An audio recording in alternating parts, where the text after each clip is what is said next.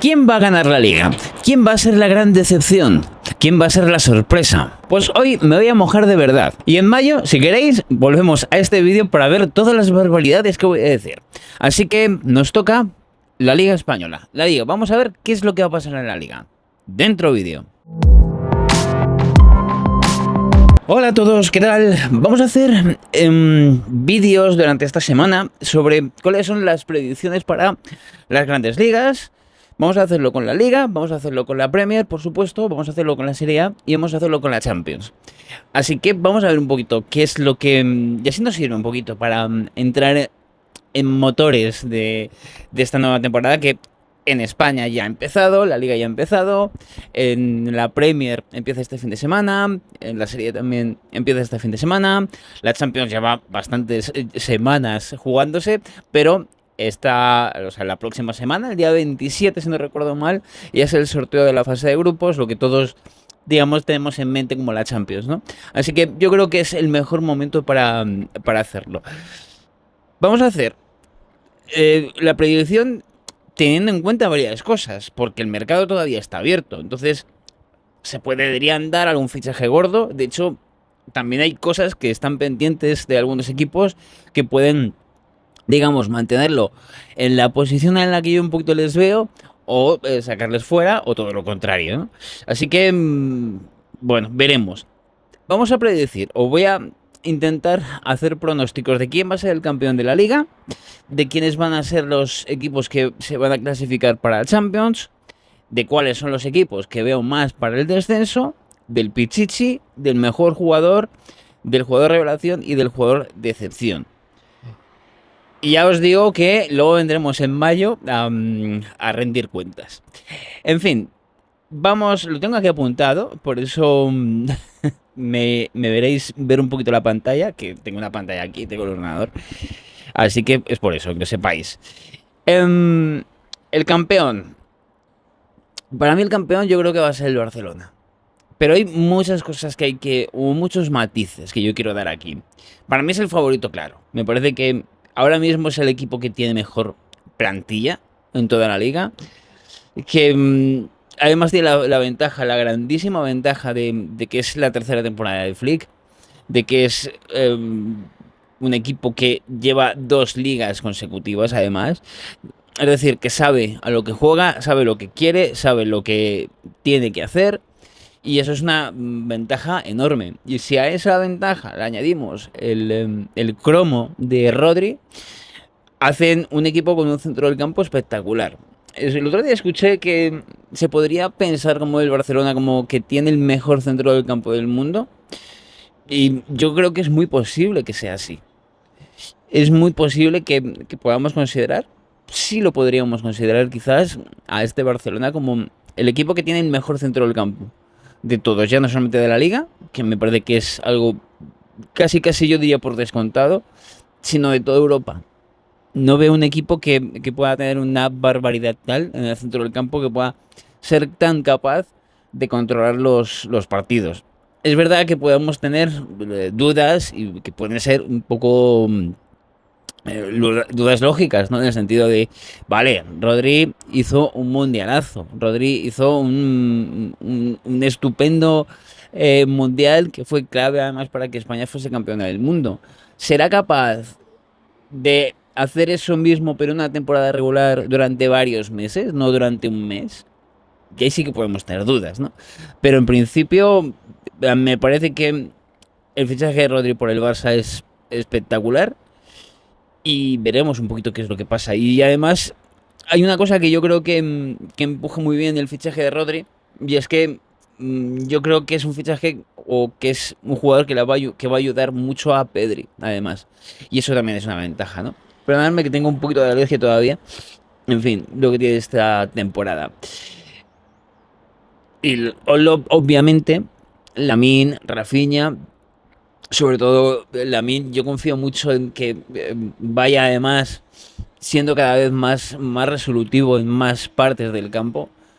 Me parece o me da la sensación con Lamine Yamal que es un jugador que todavía puede, además, mejorar muchas más cosas, lo que es algo impresionante, ¿no?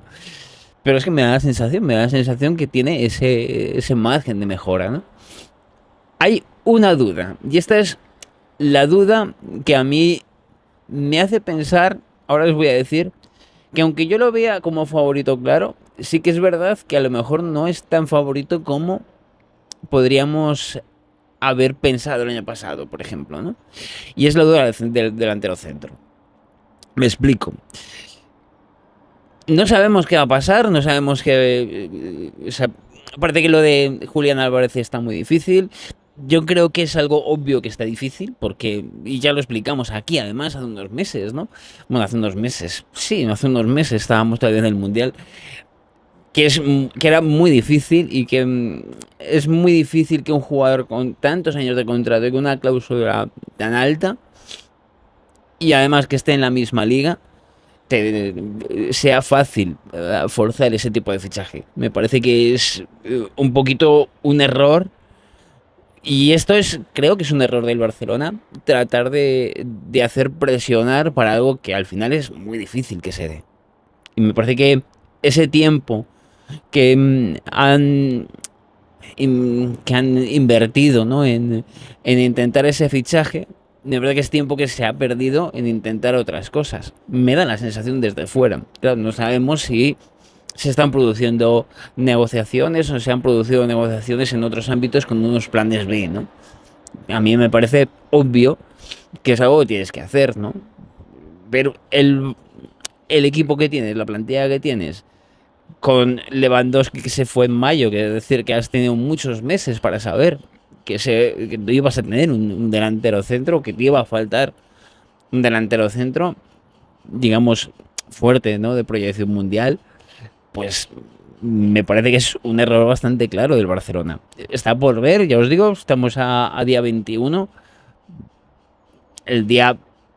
Nos quedan más o menos 10 días de mercado, podría pasar algo en esos 10 días. Pero esa es la gran duda, porque luego vemos que sí es un equipo que ha fichado a De Jemi, que es un equipo que ha fichado a Gordon, pero yo tengo dudas con esos futbolistas, no por lo que sean esos futbolistas, no por su calidad, no me refiero, sino porque al final tienes a Lamine por un lado, que yo creo que es prácticamente insustituible, y tienes a Rafinha que estaría por el otro lado, y luego te falta una pieza ahí, ¿no? Puedes utilizar a Gordon, sí lo podrías usar. De hecho, así lo usó un poquito en el otro día Flick en el Gamper. Y así también ha jugado varios partidos en el Newcastle, Gordon. Pero no creo que sea su mejor posición. No creo que ahí se le pueda sacar el mayor rendimiento. Que a lo mejor digo eso y ya os digo que terminamos en mayo con el Pichichi de Gordon, en fin. Pero aquí yo tengo dudas, ¿no? Porque me parece que pueden ser buenos jugadores, un poquito como recambio en varias situaciones, que participen bastante de los partidos, pero no titulares indiscutibles, ¿no?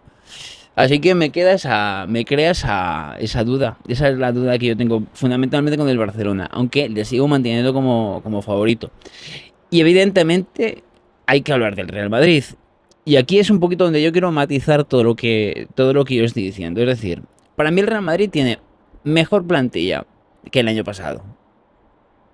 Me parece que está mejor construida o está mejor pensada o les ha salido mejor, como lo queramos ver, la plantilla que tiene este año con respecto al año pasado. Me parece que hay mejoras en el centro del campo, me parece que Diomandé le puede dar algo que el Real Madrid no tenía, me parece muy importante el fichaje de Bernardo Silva para el centro del campo, porque es un jugador que además de calidad tiene bastante experiencia y yo creo que al Real Madrid le puede venir muy bien.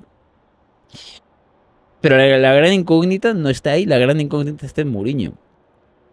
Y es que, lo vengo diciendo, la duda con Mourinho es, ¿puede adaptar sus ideas o su forma de trabajar?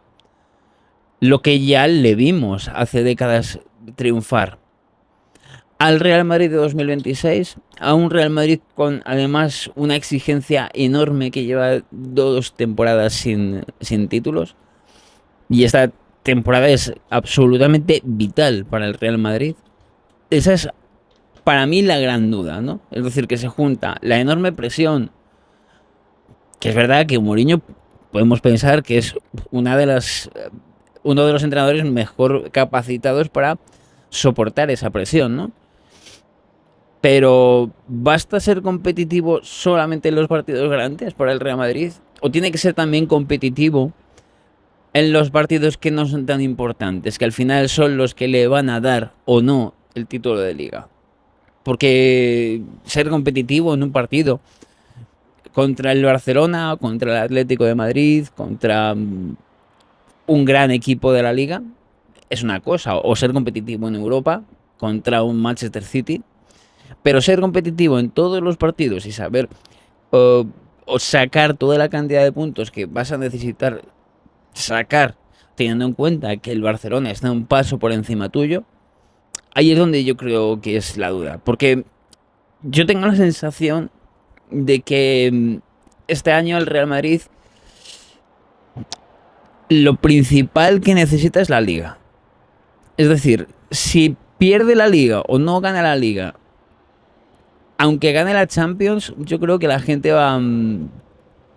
no va a estar demasiado... Lo van a ver como ni fu ni fa, ¿no? Esa es un poquito la sensación. Pero veremos un poquito lo que pasa. Yo les pongo segundo y le pongo un poquito más cerca. Creo que mi sensación es que va a haber más lucha por esos puestos hasta final de liga de la que ha habido en las últimas temporadas. Esa es mi sensación. Pero veremos, ¿no? Porque están todavía esas dudas, ¿no? Y tenemos que hablar del Atlético de Madrid. El otro día frente al Málaga no me gustó nada la primera parte, pero sí que me gustó algo más la segunda. Y me dejó cosas que, digamos que un poquito me pueden gustar, ¿no? Que es la actuación de Kangin Lee.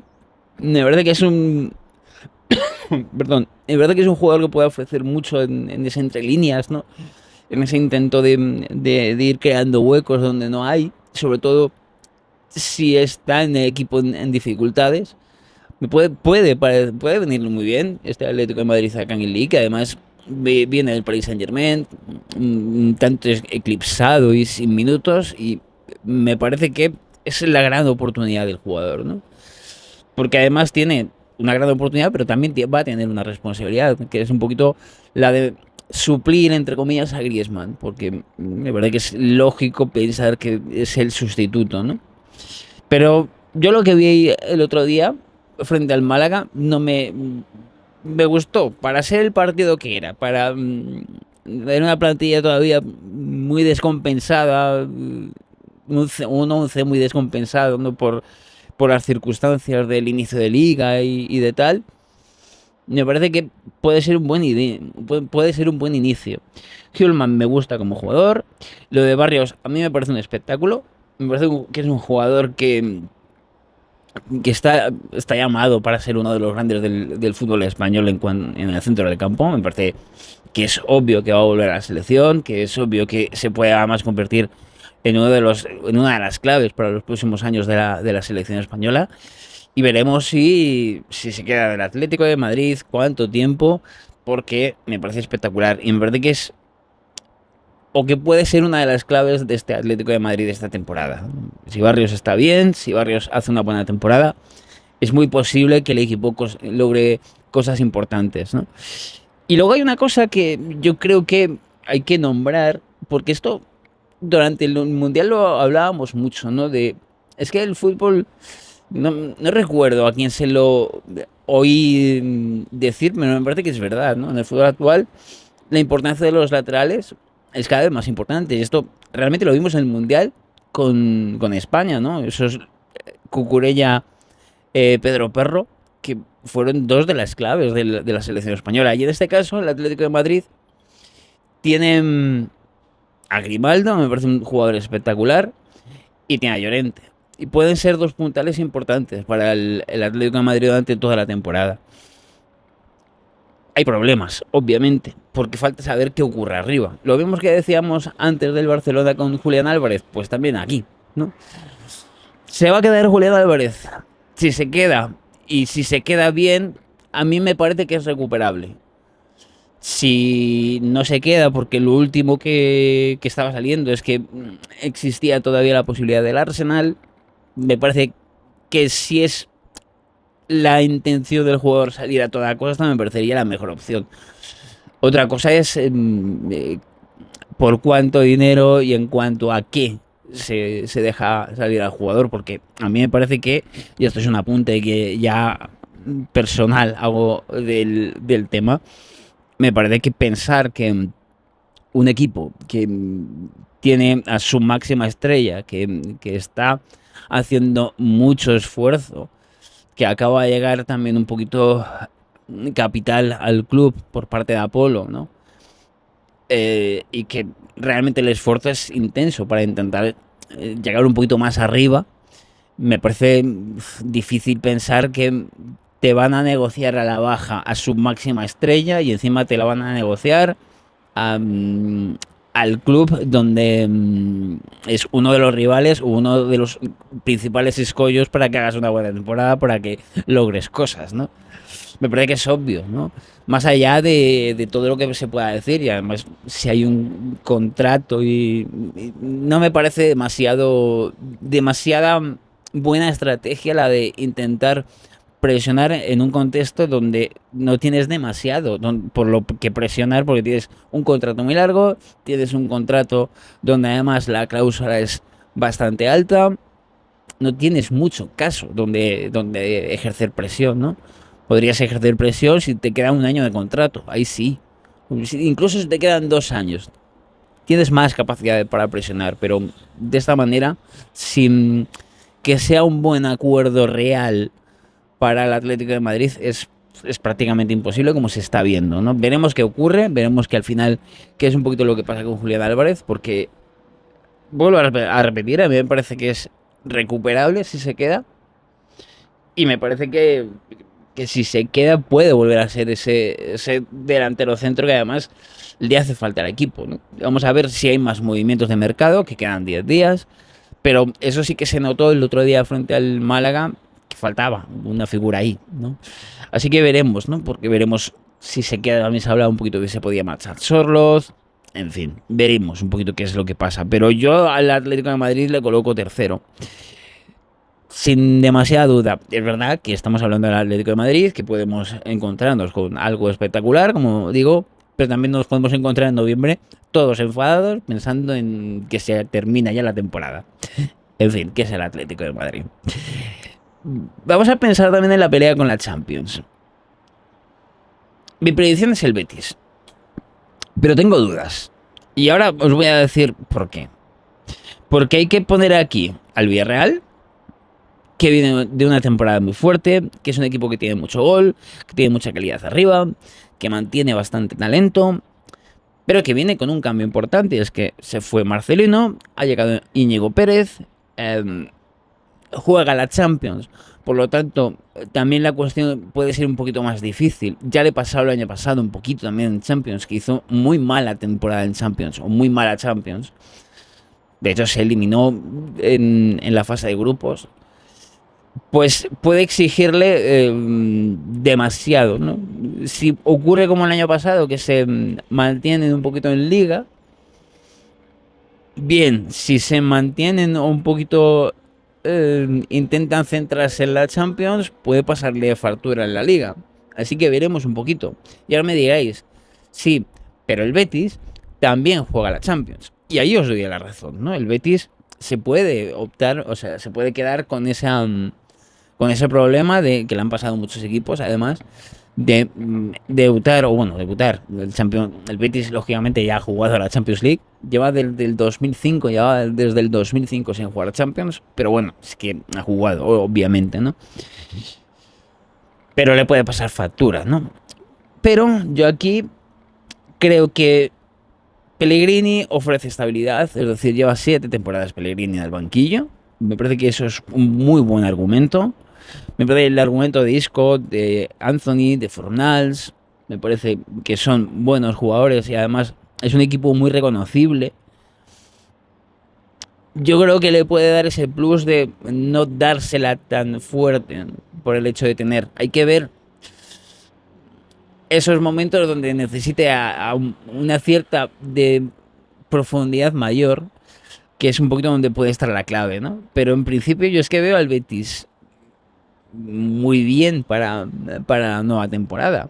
Me parece que puede estar muy cerca de otra vez de los puestos de arriba y que obviamente no es uno de los candidatos en la Champions, pero sí que me parece que es un equipo que puede decir también mucho en la Champions, ¿no? Y luego tenemos al Celta también por ahí, que creo que hay que vigilarlo. Fueron sextos el año pasado.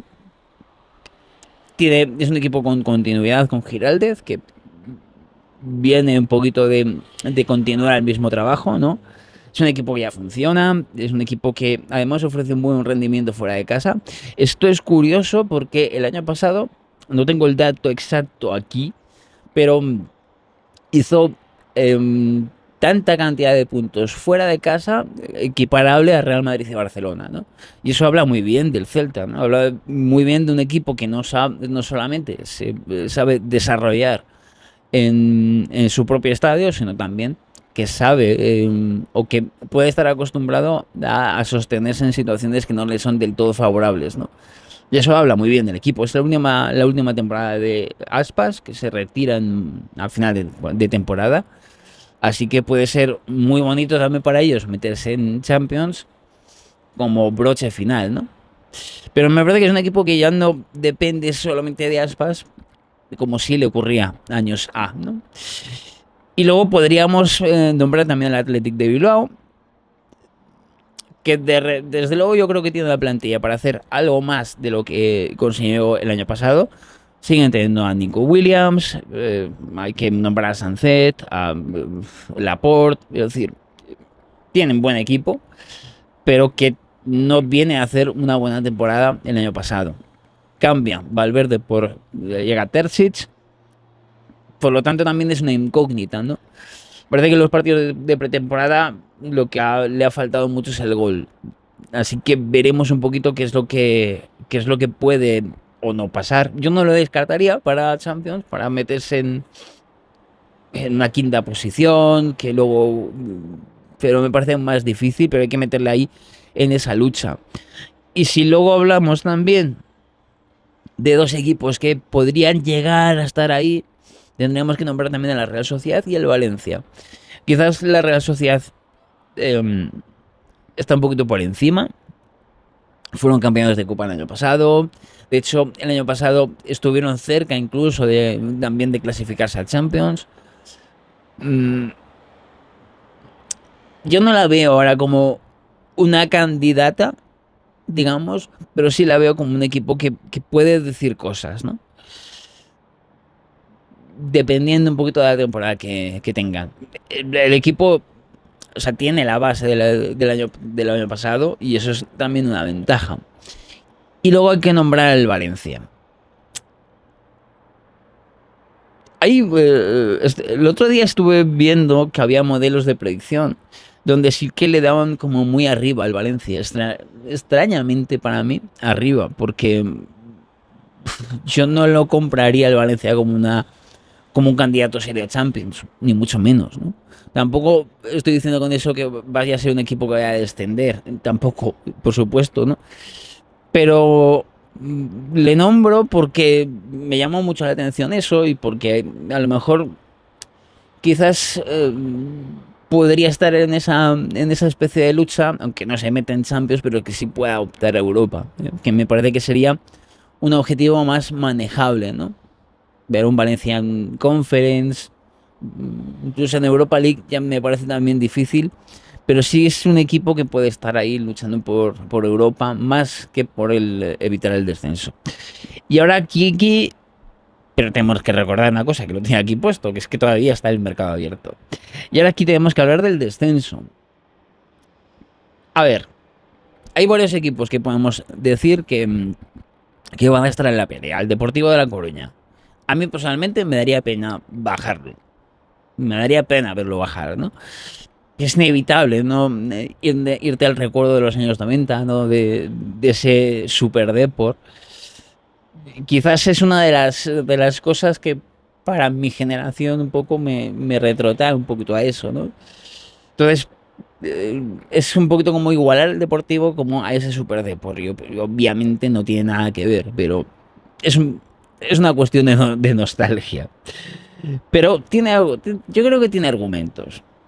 Jeremai, veremos si se queda, porque el Hull está apretando bastante fuerte y no está claro del todo que se quede. Pero si se queda, puede ser un futbolista clave para el Deportivo. Mella. Y luego el fichaje de Aubameyang, que me parece un fichaje bastante interesante para el Deportivo. Porque sí, es el clásico delantero que ya viene un poquito de todo, que ya viene de ser una estrella, pero que yo creo que es un jugador que va a aportarle mucho, por lo menos esta temporada, que es además lo que más necesita y lo que está buscando precisamente el Deportivo, ¿no? Esa temporada media de esa estrella que dé un rendimiento razonable. Si Aubameyang da un rendimiento razonable, algo en función de sus condiciones actuales, ¿no? Me parece que el Deportivo tiene muchas papeletas para salvarse. Y ya os digo que yo creo que depende un poquito de también si se queda Jeremiah o no, finalmente. Pero yo creo que, o por lo menos mi predicción, es que se salva. Hay que hablar del Racing. El año pasado ascendieron de una forma bastante clara.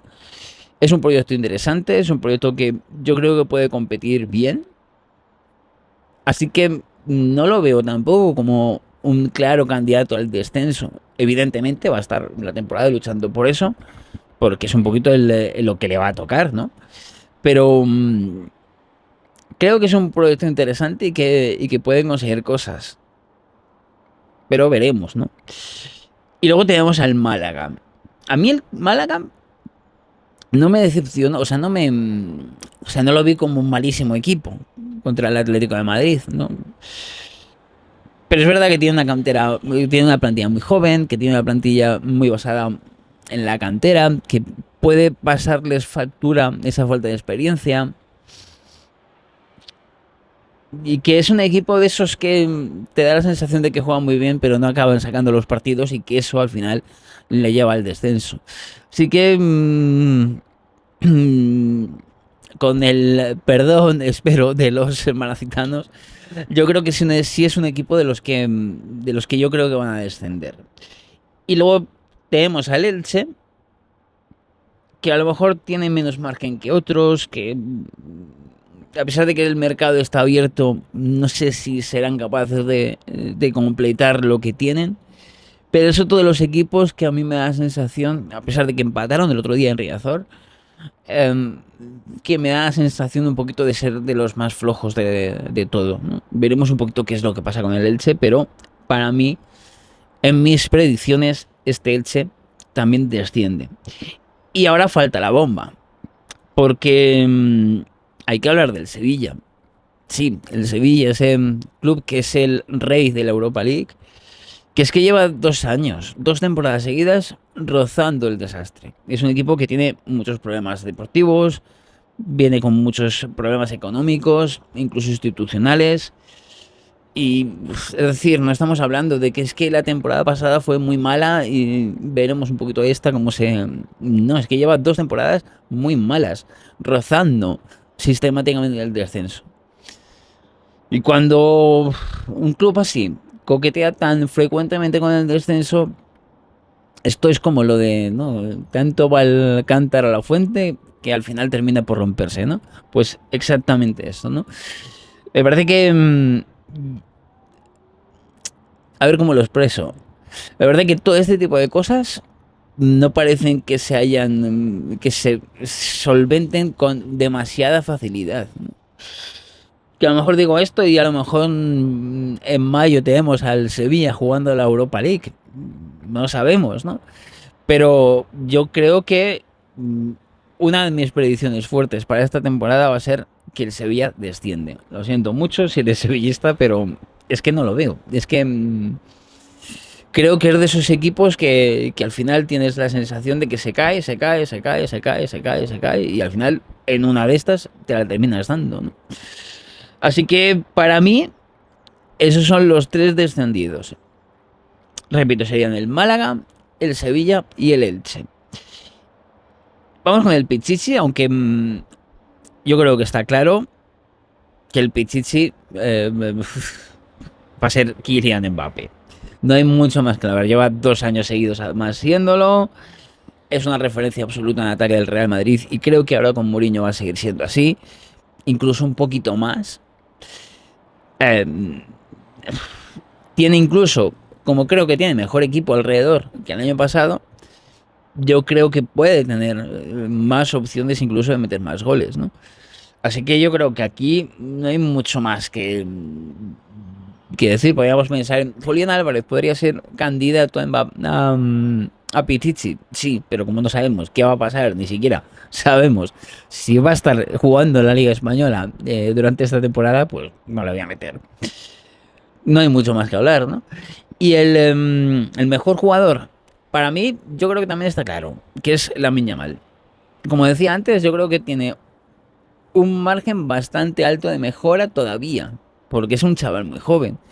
Y yo creo que al final tiene mucho sentido que si el Barça es campeón, es que Lamine Yamal va a estar ahí siendo uno de los protagonistas. Y eso va a influir muchísimo en que sea un jugador tan determinante como ha sido el año pasado, como lo está siendo en los últimos años, ¿no? Y si además a eso le añadimos el fichaje de Rodri, que le puede liberar aún más en la construcción, pues me parece que más papeletas para eso, ¿no? Eso sí, la falta de 9 del Barcelona, que esto es algo que ya hemos comentado antes, puede hacer que incluso hasta le pueda venir bien porque asuma más peso ofensivo, ¿no? Por una de las cosas que podría hacer el Barcelona, si al final no llega a un 9 garantías, es tener a Olmo de falso 9, es decir, opciones hay, ¿no? Pero bueno, para mí, ya os digo que Lamine Yamal, mejor jugador de la liga. El juego revelación, y ya estamos terminando. Vamos a mojarnos. Para mí, Jeremiah. Va a ser la primera temporada en primera. Yo os digo, si no se va el Hull, que por lo que dicen está apretando bastante. Es un jugador que ya ha destacado mucho en segunda división con el Deportivo. Me parece que además tiene una oportunidad bastante importante de llegar a la primera división con el Deportivo, de intentar ser protagonista en primera división. Me parece que además si pensamos en su forma en su toma de decisiones en cuanto a qué hacer con su futuro, me parece que sería mucho mejor para él quedarse y demostrar algo en primera división que irse a la Premier, a un Hull City. No lo termino de ver, pero ya sabemos la potencia económica que es la Premier, así que tampoco lo podemos descartar. Para mí es un jugador que tiene desequilibrio, que tiene desborde, que tiene conducción y que puede ser una de las claves para que este Deportivo se pueda salvar si finalmente se queda. Así que yo, si tengo que dar a alguien como jugador de revelación, voy a dar a Jeremiah. Y nos queda la decepción. Creo que nos queda la decepción. Sí, nos queda la decepción que para mí va a ser Anthony Gordon. A ver, yo no estoy diciendo con esto que sea un mal jugador, porque me parece que no lo es. Pero si tenemos que pensar como en alguien que... a un jugador que decepcione, ese jugador debería... o deberíamos pensar en el precio que se ha pagado, ¿no? Es decir, Gordon tiene un precio altísimo. Creo que han sido en torno a los 80 millones lo que ha pagado el Barça o lo que va a pagar el Barça por él. En un equipo donde tiene una competencia enorme arriba, donde las posibilidades que puede tener el Barcelona, que puede manejar arriba del Barcelona, son bastantes. Y donde prácticamente el hueco que le quedaría, sobre todo si al final el Barça no ficha ningún 9, sería en un sitio donde tampoco le favorece demasiado. A pesar de que sí que ha jugado en el Newcastle partidos ahí, pero me parece que me crea dudas en cuanto a lo que costó, en cuanto a las opciones que tiene de convertirse en alguien importante dentro del Barcelona. Así que, no sé, yo le pongo como decepción. Desde luego, no me parece muy acorde pagar 80 millones por alguien que te funcione de rotación. Me parece que si funciona Gordon, lo va a hacer como rotación. Y si alguien por el que pagas 80 millones te funciona de rotación, me parece que es decepcionante. Es mi opinión, vaya. Así que yo le pondría como decepción a Anthony Gordon. Esos son mis pronósticos, los vamos a repetir. Estarían para mi campeón el Barcelona, segundo Real Madrid, tercero Atlético de Madrid, cuarto Villarreal, quinto Betis, sexto Celta. Esa sería un poquito mi impresión. Para el descenso, Málaga, Sevilla y Elche. El Pichichi, Kylian Mbappé. Mejor jugador, Lamine Yamal. Revelación, Jeremaine. Y decepción, Anthony Gordon. Así que es esto. Y se me ha olvidado el CTA, que lo quería poner antes, pero bueno, en fin, lo digo ahora, lo siento. Si quieres estar atento a toda la agenda del fútbol internacional, abajo en la caja de descripción tienes el enlace al Telegram. Ahí puedes estar atento porque siempre, todos los días, tienes una agenda con los partidos más interesantes del día a nivel internacional, sus horarios y siempre que es posible donde los puedes ver. Así que si te interesa, pues estamos ahí, porque ahí no solamente vas a ver lo obvio, sino que vas a ver también cositas raras de vez en cuando. Bueno, de vez en cuando no, siempre hay una cosita rara. Entonces, pues yo creo que puede ser interesante. En fin, me despido aquí. Solamente decir también que te suscribas al canal, que es gratis y que, oye, pues siempre viene bien y a mí me ayudas perfectamente. Y nada más, vamos a hacer estos vídeos esta semana con, ya os digo, con la Liga, que es con la Premier, con la Serie A y con la Champions. Y ya está. Y a lo mejor metemos un vídeo extra también, un poquito de ligas más allá de las grandes, para ver un poquito cómo puede estar. Yo creo que es algo que puede ser también interesante, un poquito cómo se presentan las ligas no tan importantes. Me parece que podemos sacar también ahí bastante. Pues nada más de momento, vamos a dejar el vídeo aquí y nada, como os digo siempre, nos vemos dentro de muy poco. Adiós.